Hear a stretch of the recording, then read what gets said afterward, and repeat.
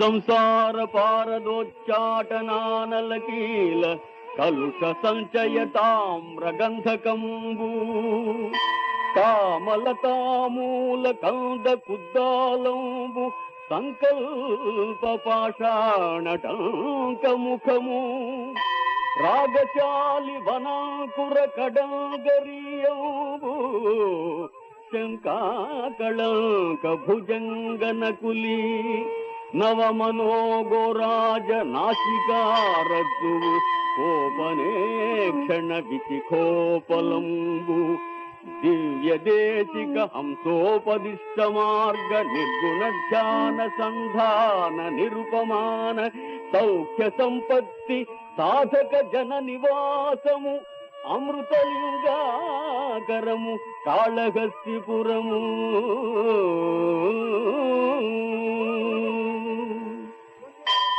శ్రీకాళహస్తి అంటే సాలెపురుగు, సర్పము, ఏనుగు అని అర్థం. ఈ మూడు శివ సాయుధ్యం పొందిన ప్రదేశం కాబట్టి శ్రీకాళహస్తి అయింది.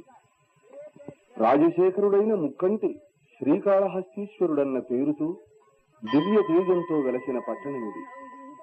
జ్ఞానస్వరూపిణి పార్వతి జ్ఞానప్రసూనాంబికగా వెలసిల్లి మానవజాతికి ఆత్మజ్ఞానాన్ని పంచిపెడుతున్న ప్రదేశమిది. త్రిపురాసుర సంహారి జటాజూటంలాగా తామ్రవర్ణంతో ప్రకాశిస్తున్న ఇక్కడి పర్వత పంక్తికి కైలాసగిరి అని పేరు.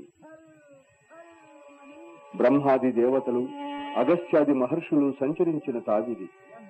మహర్షులు నిరంతరం కావించిన యాగాల మూలంగా వెలువడ్డ హోమధూమం సువర్ణముఖరి తరంగాల మీద తేలియాడుతూ శివలీలలను గానం చేస్తున్నట్లుంటుంది నీటికి. సువర్ణముఖరి నది ఉత్తరముఖంగా ప్రవహిస్తున్నందువల్ల శ్రీకాళహస్తి దక్షిణ కాశీ అని ప్రసిద్ధి పొందింది. ఈ విధంగా ఉత్తరముఖంగా గంగ ప్రవహించడం ఒక్క కాశీపట్టణంలోనే ఉన్నది. అసలు ఈ సువర్ణముఖరి అవతరణం ఒక విచిత్ర గాథ. అగస్త్య మహర్షి లోపాముద్రా సహితుడై వించ గర్భాపహరణమునర్చి దక్షిణ దిశగా ప్రయాణం చేసి అంబికా హరకృత శ్రీపాదుకాన్యాసంతో వెలసిల్లుతున్న శ్రీకాళహస్తి చేరాడు. ఆ ప్రదేశం అతి ప్రశాంతంగా ఉంది. ఆ పర్వత ప్రాంతంలో ఓంకారం ప్రతిధ్వనిస్తున్నట్లున్నది. హృదయాంభూజం పారి అక్కడి నుంచి ఆత్మజ్యోతి కోటి తటిల్లతల కాంతితో వెలువడి శివుని పాదపద్మాల ముందు మోకరిల్లినట్లున్నది. పాంచభౌతిక స్పర్శ లేని ఏదో చిన్మయానందం తన శరీరంలో ఉద్బుద్ధమై గంగాఝరీ వేగంతో ప్రవహించినట్లయింది. తనలోని మార్పు తనకు ఆశ్చర్యాన్ని కలిగించింది. ఏదో మహాత్మ్యం ఉన్నది ఈ ప్రదేశంలో అని భావిస్తూ అడుగు ముందుకు వేసేటప్పటికీ భసిత భస్మాంగరాగుడు పరమశివుడు లింగాకారంలో గోచరించాడు. ఒక దివ్యతేజం ఆ రూపంలో నుంచి వెలువడి తనను బంధించి వేసింది. ఈశ్వరుడు స్వయంభూగా గోచరించాడు. శరీరంలోని ప్రతి జీవాణువును సంచలింపజేసే చల్లని గాలి భవబంధాలను పెంచుకుని శివపాద సేవకు రమ్మని తనను పిలుస్తున్నట్లు తన శరీరానికి తగిలింది. తాను కాశీపట్టణాన్ని పరమేశ్వర సేవను వదిలి వచ్చినందువల్ల కలిగిన ఖేదం ఆ దక్షిణామూర్తిని సేవించినందువల్ల తొలగిపోయినట్టుగా భావించాడు. అగస్త్యుడు తన దృష్టిని అన్ని వైపులా సారించాడు. ఇంతటి దివ్య ప్రదేశంలో ఒక పుణ్యనది లేకపోవడం తన మనస్సును కలతపెట్టింది. ఈశ్వరుని గురించి తపస్సు చేసి ఆయన వరం వల్ల గంగనే అక్కడకు తేవాలని భావించాడు. నిష్ఠాగరిష్ఠుడై ఆ స్థానం తన హృదయపీఠం మీద నిలిపి పంచాగ్నుల మధ్య నిలిచి దేవతలకు భీతి కలిగేట్లుగా తపస్సు ప్రారంభించాడు. ఆ తపోనిష్ఠ ప్రాణికోటిని కలవరపరిచింది. బ్రహ్మాదులు భయభ్రాంతులై శంకరుడి దగ్గరకు వెళ్లి అగస్త్యుడి తపస్సును గురించి విన్నవించుకున్నారు. అప్పుడు శివుడు బ్రహ్మను కలతపడవద్దని, దక్షిణ కైలాస పర్వత ప్రాంతంలో పుణ్యనది లేదనే చింత వల్ల నన్ను గూర్చి ఆ మహర్షి తపస్సు చేస్తున్నాడు. నీ వెంట ఆకాశగంగను పంపుతాను. నీవా మహర్షితో నేను పంపగా వచ్చినట్లు చెప్పి అతని కోరికను నెరవేర్చు అన్నాడు. పరమేశ్వరుడి అనుజ్ఞతో చతుర్ముఖుడు అగస్త్య మహర్షికి ప్రత్యక్షమై అతని కోరికను మన్నించి గగనం వైపు చూశాడు. సువర్ణ శోభా విభవంతో, సువర్ణ మంజీర నాదంతో ఆకాశగంగ కపర్ది జడల పాయల నుండి చింది దివి నుండి భూమికి అరుదించింది.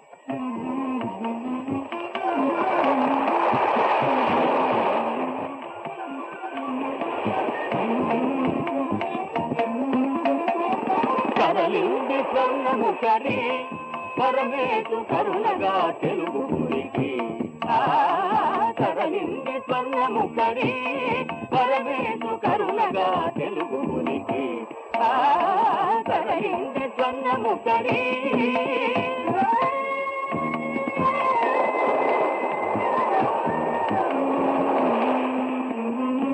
ఆగస్య దారుణ తపోచయము వంటి అత్యపవసుర కుతూహలము విన్నంటి ఆగస్య దారుణ తపోచయము వంటి అత్యపవసుర కుతూహలము విన్నంటి తరలింది స్వర్ణముఖరి పరమేశు కరుణగా తెలుగునికి తరలింది స్వర్ణముఖరి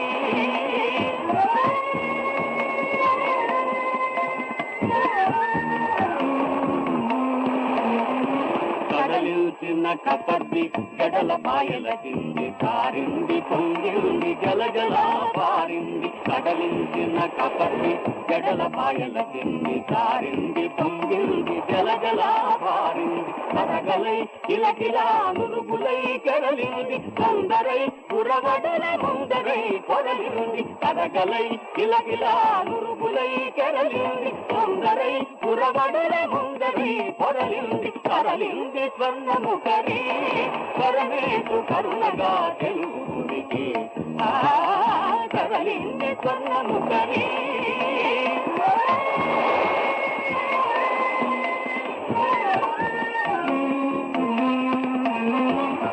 కొండలంకుల మొరసి కొని గుళ్ళు కట్టింది కొండబాగులు కలుపుకొని బుసలు కొట్టింది కొండలంకుల మొరసి కొని గుళ్ళు కట్టింది కొండబాగులు కలుపుకొని బుసలు కొట్టింది ఆగింది మ్రోగింది ఆడుతూ మోగింది ఆంధ్రోర్ని పుణ్యని చందమై సాగింది ఆగింది మ్రోగింది ఆడుతూ మోగింది ఆంధ్రోర్ని పుణ్యని చందమై సాగింది తరలింది స్వర్ణముఖరి పరమేశు కరుణగా తెలుగునికి తరలింది స్వర్ణముఖరి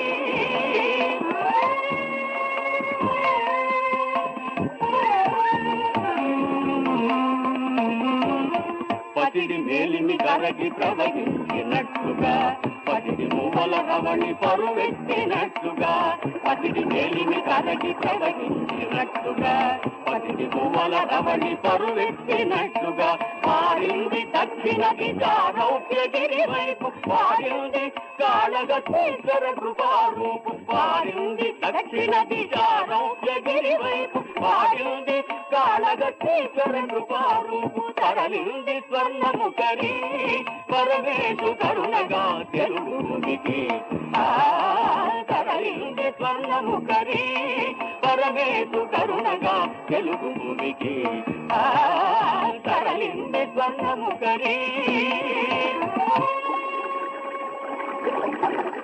ఆ తరంగనాదం పసిడి మువ్వల రవళిలాగా వినిపించినందువల్ల బ్రహ్మ ఆ నదికి సువర్ణముఖరి అని నామకరణం చేశాడు. పాలవెల్లి పొంగి పరమేశ్వరుడి పాదాలు తాకడానికి పరిగెత్తినట్టున్నది సువర్ణముఖరి. నదిలో స్నానం చేసి ఒడ్డుకు చేరగానే గాలిగోపురం కనిపిస్తుంది. శ్రీకృష్ణ దేవరాయలు ప్రాక్ పశ్చిమాభిముఖంగా ఉన్న ఈ గోపుర నిర్మాణం కావించాడు.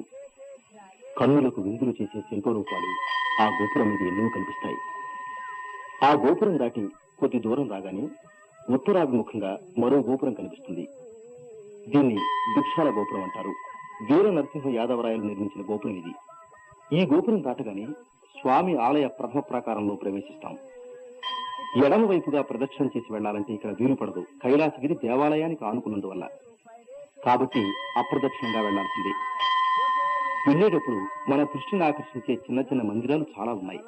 వాటి ప్రక్కనే పాతాళ విఘ్నేశ్వర ఆలయం ఉన్నది. దాదాపు 40 అడుగుల లోతున ఒక నీరు లేని బావిలో గణపతి గంభీరంగా కూర్చున్నాడు. ఆయన్ని సేవించాలి అంటే నెమ్మదిగా మెట్లు దిగి కిందకు వెళ్ళాలి. ఈ గణపతి చతుర్భుజుడు. పాశంకుశాలు ఊర్ధ్వహస్తాలలో కనిపిస్తాయి. అక్కడి నుంచి దక్షిణంగా వెళితే కుడివైపున చిన్న చిన్న ఆలయాలు మండపాలు చూడగలం. వాటిని దాటి ముందుకు వెళితే పశ్చిమాభిముఖంగా అగస్త్య గోపురం ఉన్నది. అక్కడే సూర్య పుష్కరిణి, చంద్ర పుష్కరిణి అని 2 తీర్థాలున్నాయి. సూర్య పుష్కరిణి నీటిని మాత్రమే స్వామివారి అభిషేకానికి వినియోగిస్తారు. అగస్త్య గోపురం ప్రక్కనే శ్రీకృష్ణదేవరాయల మండపం ఉన్నది. దీన్ని 100 కాళ్ల మండపం అంటారు. రాయలు ఈ మండపాన్ని ఒక శిల్ప కళాఖండంగా తీర్చిదిద్దారు. ఈ మండపానికి ప్రక్క ప్రధాన ధ్వజస్తంభం ఉన్నది. దాదాపు 60 అడుగుల ఎత్తున ఉన్న ఈ ధ్వజస్తంభాన్ని ఒకే రాతిలో మలిచారు శిల్పులు. శంఖ చక్రాలను ధరించిన విష్ణువు, ఊర్ధ్వహస్తాలతో లీలా పుష్పాలను ధరించిన అభయముద్ర వహించిన లక్ష్మీదేవి రూపాలు ఈ ధ్వజస్తంభం మీద జీవం పోసుకున్నాయి. ఈ విధంగా శైవ క్షేత్రాల్లో వైష్ణవ సంప్రదాయాలు, వైష్ణవ క్షేత్రాల్లో శైవ సాంప్రదాయాలు గోచరించడం భారతీయ సంస్కృతి ఔన్నత్యాన్ని, అద్వైత తత్వాన్ని వ్యక్తపరుస్తాయి. ఇక స్వామివారి ఆలయ ప్రదక్షిణ ప్రాకారంలో ప్రవేశించే ముందు అచ్యుతరాయల మండపానికి సమీపంలో ఉన్న అఖండ బిల్వ వృక్షానికి, అక్కడే ఉన్న అష్టోత్తర లింగానికి ప్రదక్షిణం చేయాలి. ఈ బిల్వ వృక్షంలో ఒక ప్రత్యేకత ఉన్నది.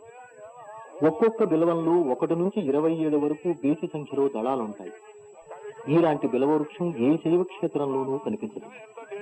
ఈ బిల్వ పత్రాలతోనే స్వామిని పూజిస్తారు. ఇక్కడ స్వామివారి ఆలయ ప్రవేశ ద్వారం దక్షిణముఖంగా ఉంటుంది. ఇక్కడ ప్రవేశ ద్వారం దాటి ప్రదక్షిణ ప్రాకారంలో అడుగు పెట్టగానే ఒక పవిత్ర వాతావరణంలో ప్రవేశించినట్లు అనిపిస్తుంది.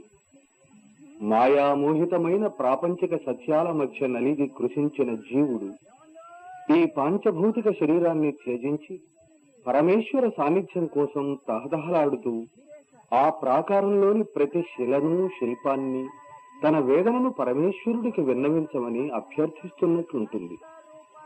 దుర్మోహాబ్ధిలో మునిగిన ఈ శీలామాల జీవితాన్ని కడతేర్చమని ఆ ముక్కంటిని వెర్రిచూపులతో స్తుతించాలనిపిస్తుంది. స్వామి అంతఃపురంలో ఉన్నంతసేపు ప్రతి జీవాణువు అవ్యక్తమైన ఒక అనుభూతితో పరవశించిపోతుంది. ప్రదక్షిణ ప్రాకారంలో ప్రవేశించి పశ్చిమంగా వెళ్లి ఉత్తర దిశగా తిరిగితే అక్కడ ఒక బావి ఉన్నది. దాన్ని పాతాళగంగా అంటారు. ఆ నీటిని కొన్నాళ్లు సేవిస్తే సర్వ వ్యాధులు నివారణ అవుతాయని, మగవారికి వాక్కు వస్తుందని అంటారు. అక్కడి నుంచి ముందుకు వెళితే చెంగల్రాయస్వామి, వల్లీ దేవసేన సమేతుడైన సోమస్కందమూర్తి దర్శనమిస్తారు.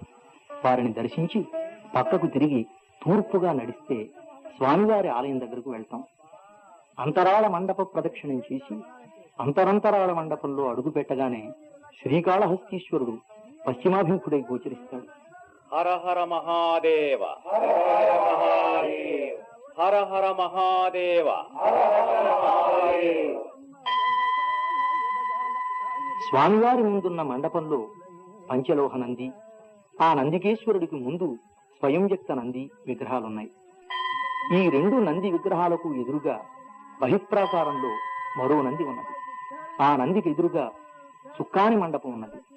స్వామివారి దగ్గర నిలిచి ముందున్న నందికేశ్వరుల మీదుగా చూస్తే సువర్ణముఖరి కనిపిస్తుంది.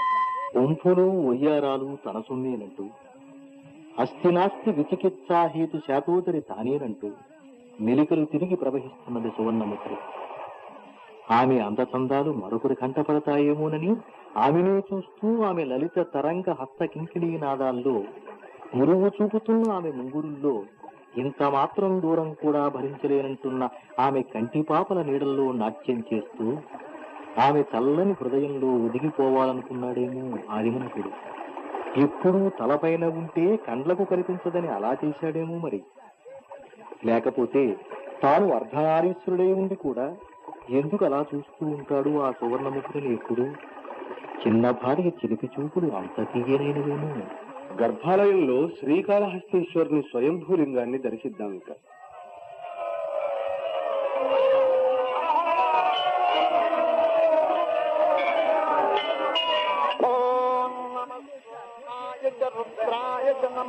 స్వామివారి స్వయంభూలింగానికి ప్రక్కగా మరొక లింగం ఉన్నదని, అది వాయులింగమని ప్రసిద్ధి.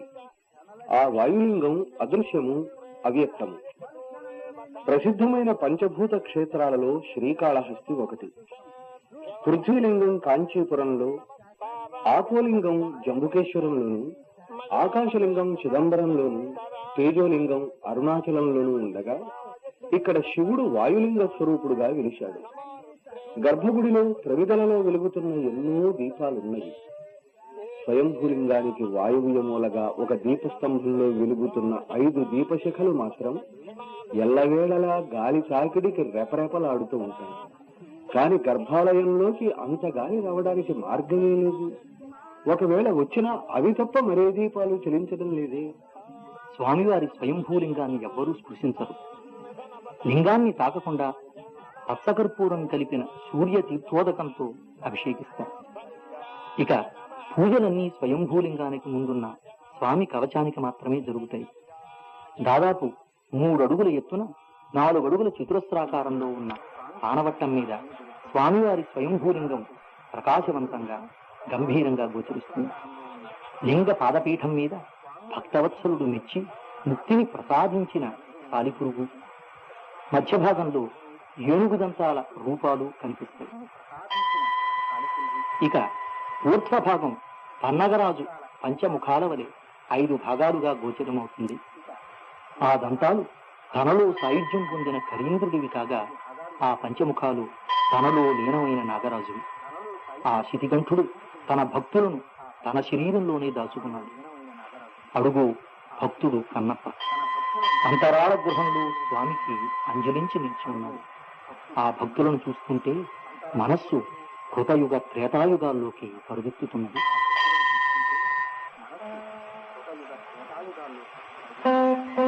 కీటకాలను పట్టి భక్షించే మరొక కీటకం సాలెపురుగు. దక్షిణ కాశీ అయిన ఈ పుణ్యక్షేత్రంలో ఒకనాడు శివదేవుణ్ణి కాంచింది ఒక సాలెపురుగు. సర్వలోకనాథుడు అనాథుడుగా ఎండలో తప్పిస్తూ వానకు తడుస్తూ ఉండటం చూసి కంట తడిపెట్టింది.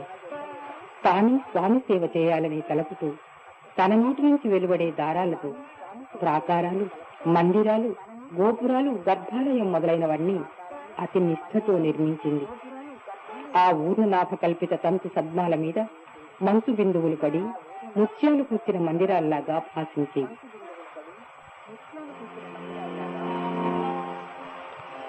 సూర్యకిరణాలు హిమబిందువులను తాకినప్పుడు వివిధ మణిరత్న నిర్మితమైన మందిరాల్లాగా మిలమిల మెరసిపోయేవి. గాలికి తెగిన పోగులను, జారిన పోగులను అతకడానికే పొద్దు సరిపోయేది సాలెపురుగుకు. దాని భక్తికి, దీక్షకు పార్వతీరమణుడు చిరునవ్వు నవ్వుకున్నాడు. ఆ కీటకాన్ని పరీక్షింపదలిచి అది నిర్మించిన గుడి గోపురాలను తన చెంత నిన్న ద్వీపజ్వాలతో దగ్ధం చేశాడు. పాపం సాలెపురుగు విలపించింది తన శ్రమ వ్యర్థమైనందుకు. తీవ్రమైన కోపంతో ఆ దీపాన్ని రింగదలిచి ఒక్క ఉదుటిన దీపశిఖపై ఊర్చింది.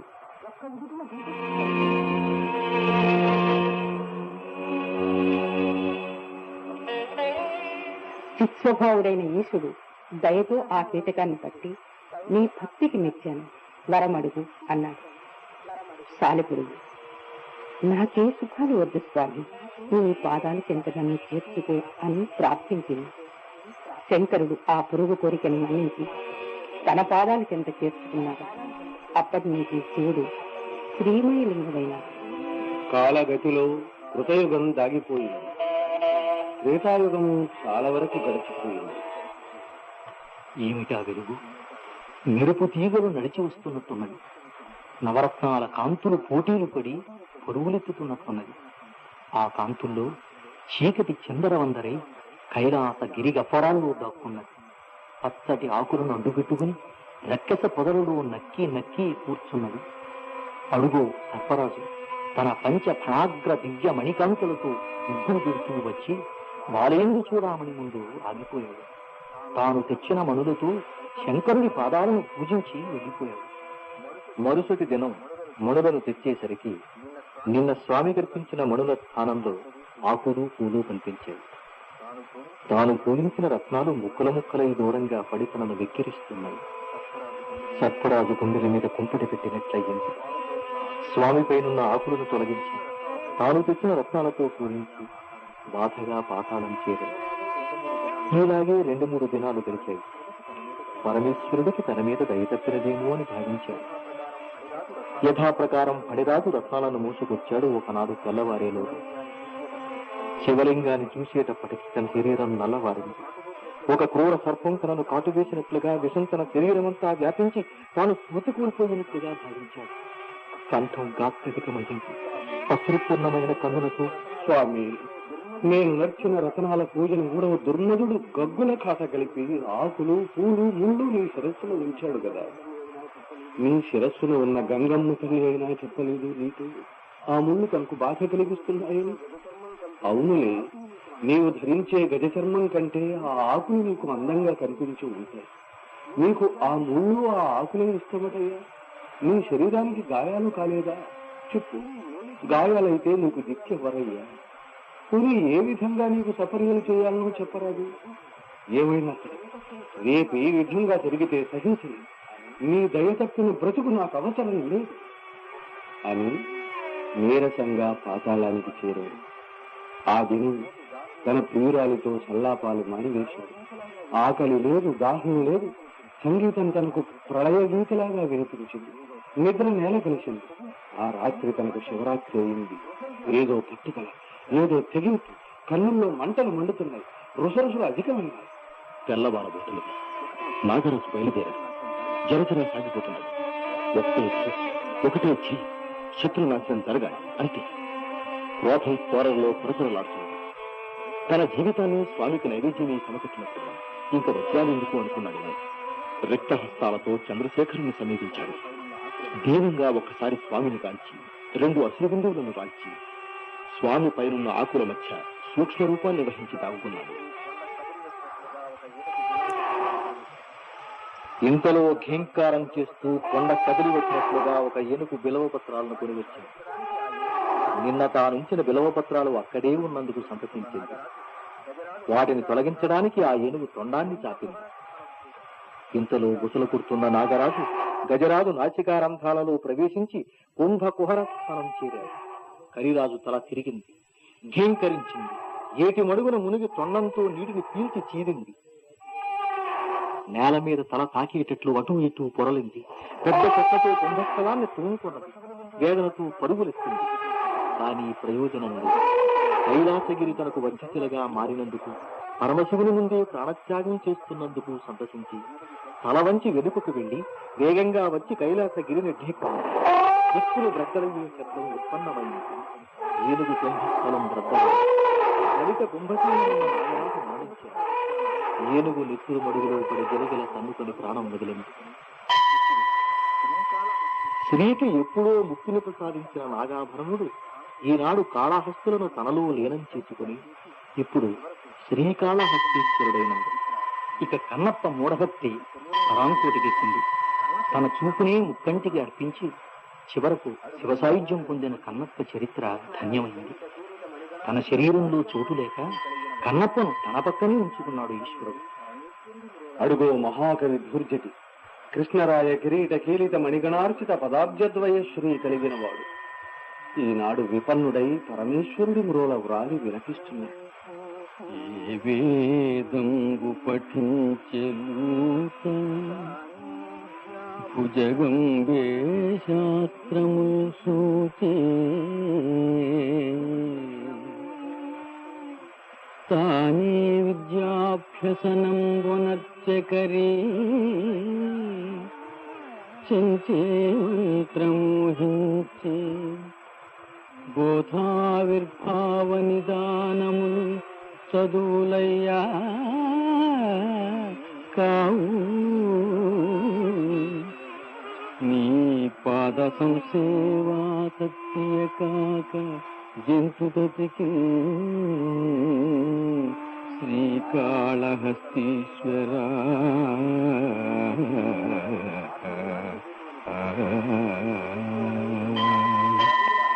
ఎందుకు ఈ నిర్వేదం? రాజాస్థానంలో తను పొందిన గౌరవాలు మిథ్యాసందమని తెలుసుకున్నాడు. తన గర్వం ఆత్మవినాశ హేతువని గ్రహించాడు. తనకు ఈనాడు సుందరాంగుల అందెల సవ్వడులను వినాలని లేదు. వారి లాలనలు, కూర్ములు, కుస్తరింపులు అసహ్యమూ తోచాయి. ఆత్మోద్ధరణకు పనికిరాని భోగాలు ఎందుకు అని భావించాడు. కాళహస్తీశ్వరుడి చరణాలే తనకు శరణమని నమ్మాడు. తన వక్షాన్ని చీల్చి హృదయాన్ని పెకలించి శివుడి పాదాల ముందుంచి క్షోభపడుతూ తనకు అపవర్గ సౌఖ్యాన్ని ప్రసాదించమని అర్థిస్తున్నాడు. రండి, ఇక అటు వెళదాం. స్వామి మందిరం నుంచి కుడివైపు వెళితే అక్కడ సహస్రలింగేశ్వర స్వామి కనిపిస్తాడు.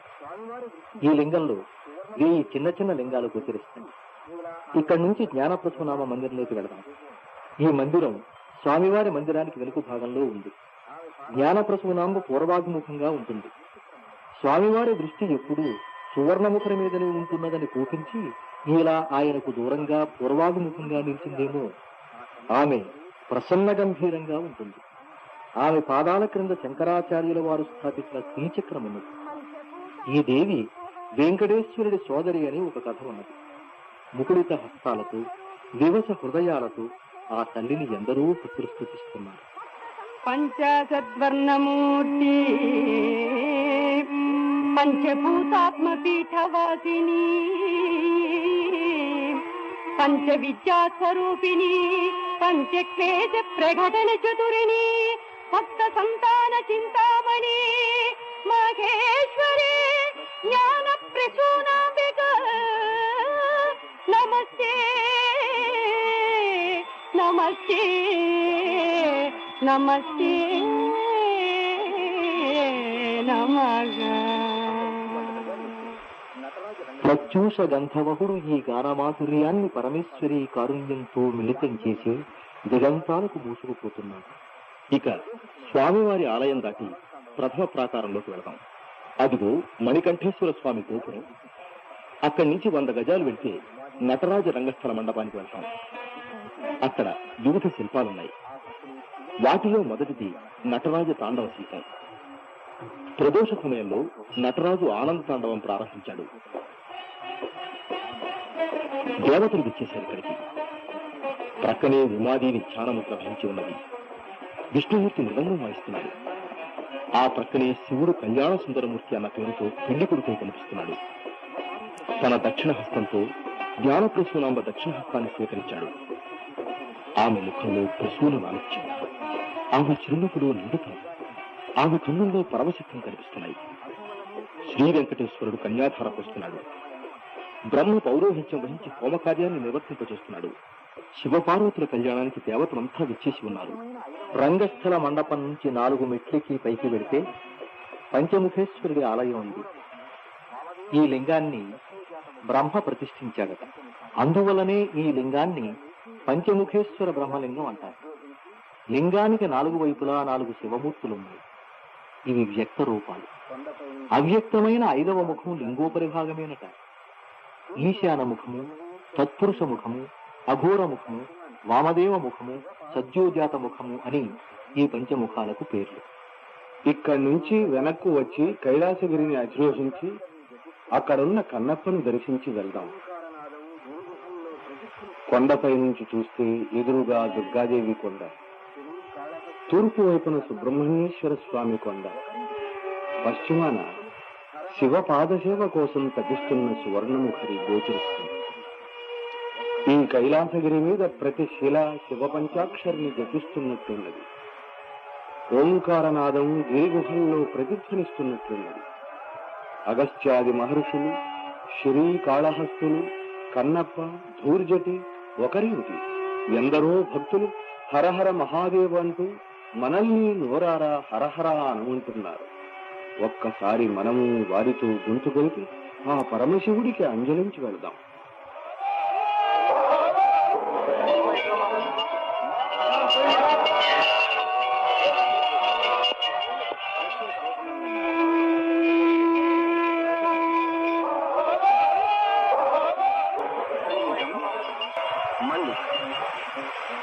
సమర్పణ శ్రీ రామమోహన్ రావు.